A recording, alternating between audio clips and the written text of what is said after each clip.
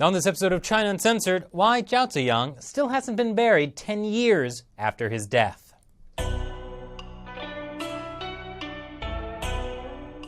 Hi, welcome to China Uncensored. I'm your host, Chris Chappell. You know, within the Chinese Communist Party, open political discourse is, let's say, not really encouraged. There's a precedent for that. For example, in 1956, Mao Zedong encouraged China's intellectuals to openly criticize the party, to help it improve. Let 100 flowers bloom, Mao said, and let 100 schools of thought contend. And bloom they did, a flood of constructive criticism and suggestions. But it soon became clear that the Communist Party was not a loving horticulturalist, but rather a giant dinosaur that eats flowers for speaking their mind. So that put an end to the 100 Flowers campaign, and also pretty much any criticism of the party for the next 30 years. But fortunately, state-run media filled the gap by simply telling everyone what to think, and thereby creating a harmonious society. Let's just fast forward through this part, okay? The 80s.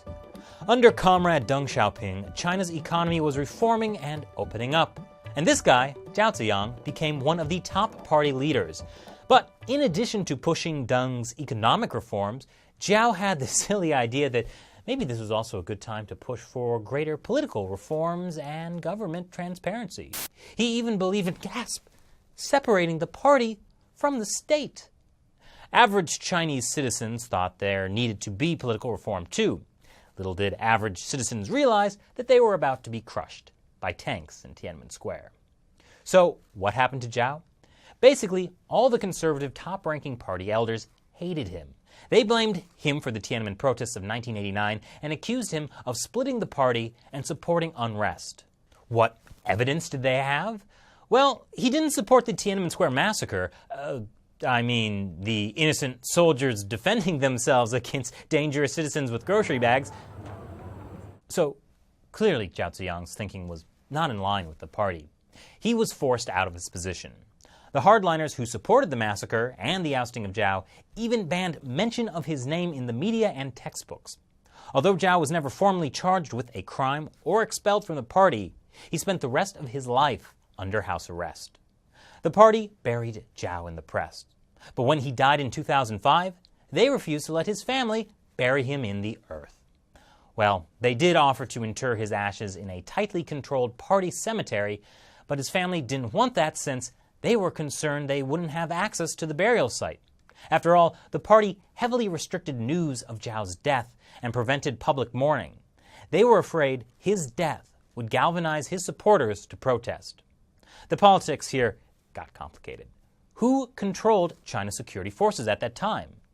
It was Liu Gan, the protege of the guy who ordered the Tiananmen Square massacre, and who seriously hated Zhao. And who gave Liu Gan that position? Well, it was former Chinese leader Jiang Zemin, who took power after Zhou was ousted. That political faction under Jiang Zemin basically controlled China for the next 2 decades. And when he died while Jiang was in power, there was no place to bury Zhao Ziyang. However, when current Chinese leader Xi Jinping stepped into power in 2012, he began a massive purge of Jiang's faction, the so-called anti-corruption campaign. So the political winds have been shifting. Back in 2005, it was a top-level decision within the party to make sure Zhao's family could not get permission to have him buried. And now, as those with ties to Jiang have been dropping like flies, suddenly that permission has been granted. That's no coincidence. Of course, permission to bury him is still a far cry from what's called rehabilitation, where a purged official has their reputation restored. It's actually even a far cry from even a burial, because the family still has to make an agreement with the party on where to bury his ashes. But apparently, it's been several months of discussion between the family and authorities to get to even this point. But if this process has been going on for months, that does sync up nicely with the acceleration of Xi's anti-corruption campaign. So, does this mean that all you flowers out there can start blossoming freely in the streets of China? Well, you could, but if I were you, I'd be careful. I think that flower-eating dinosaur is still out there. What do you think about the burial of Zhao Ziyang and his legacy? Leave your comments below. Once again, I'm Chris Chappell. See you next time.